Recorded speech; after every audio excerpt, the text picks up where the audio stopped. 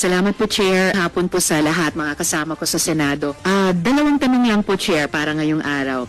Una po, I note that a huge of the OVP's 2025 operations budget, 1.909 billion pesos, will be used for the delivery of socio-economic programs such as medical and burial assistance program.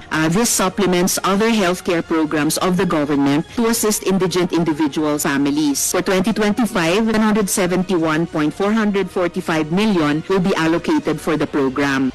Sa loob niyan, 600 million pesos for medical assistance and 171.445 million for burial assistance, which are, Madam Chair, very similar to the medical assistance to indigent or financially incapacitated patients program, DSWDs, Assistance for Individuals in Crisis Situations, or AIC.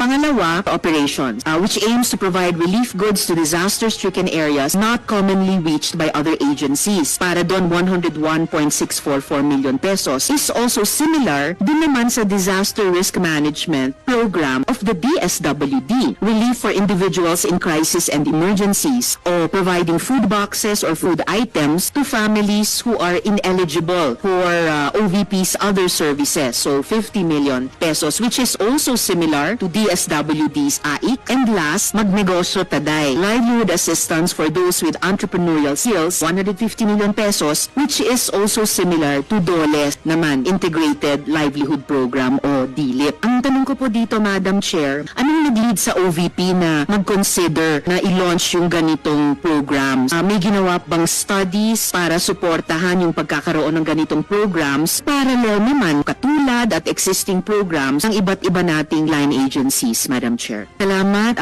VP, Madam Chair. Sabi nga ng VP, Madam Chair, libre na yung public libre na rin yung higher education, bagamat ni-note nila na nasabi ng mga nagre-request na nahihirapan pa rin sila sa ilang mga program na ka-lodge sa ilalim ng libreng edukasyon na iyan. Kaya nga, kinonsider nilang mag-launch ng ganitong mga katulad na program. Iko-consider ba ng VP na i-lodge na lang yung mga budgets nitong mga programa doon na lang sa mga line agencies natin? Tapos, mag-request na lang ang OVP ng allocation para in sync sa priorities ng executive department sa halip na magkaroon pa ng walay pero magkatulad naman na programa. Salamat, VP, Madam Chair. Wini-welcome ko yung sinabi nila na VP would leave it to the discretion members of Congress.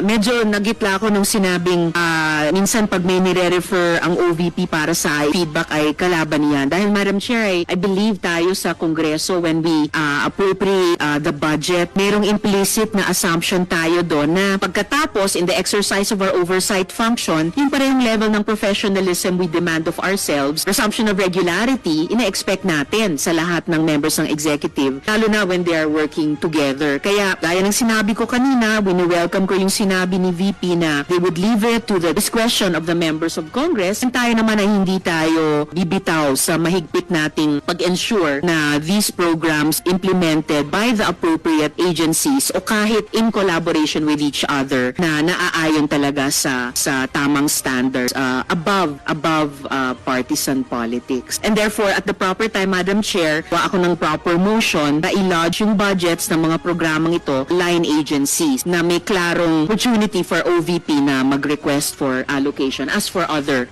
offices in the executive. Yung huling tanong ko sa ngayon, Madam Chair, for 2025, one of the OVP's program, pagbabago campaign, Million Learners Entries, involves the provision of bag 1 million learners in remote communities while initiating tree planting activities. This gets an appropriation of 100 million pesos. Part of this campaign is an allocation of 10 million pesos for the distribution of Isang Kaibigan book, a children's book authored by the VP.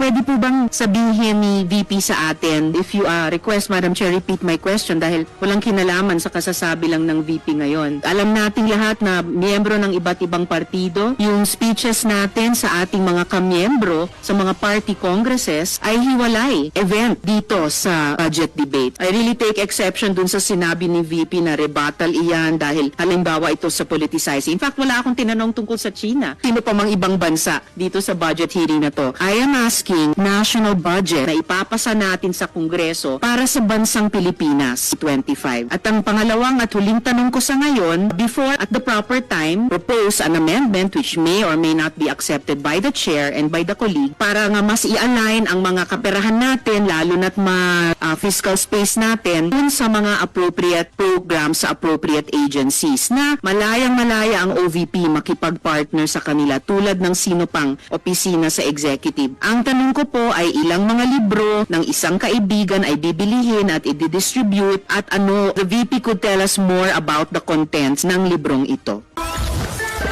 Promo runs from January 1 to December 31, 2025. For DOH FDA CDRR permit number 1194 series of 2024. Famotidine calcium carbonate magnesium hydroxide is the generic name of Kreml S Advanced. If symptoms persist, consult your doctor.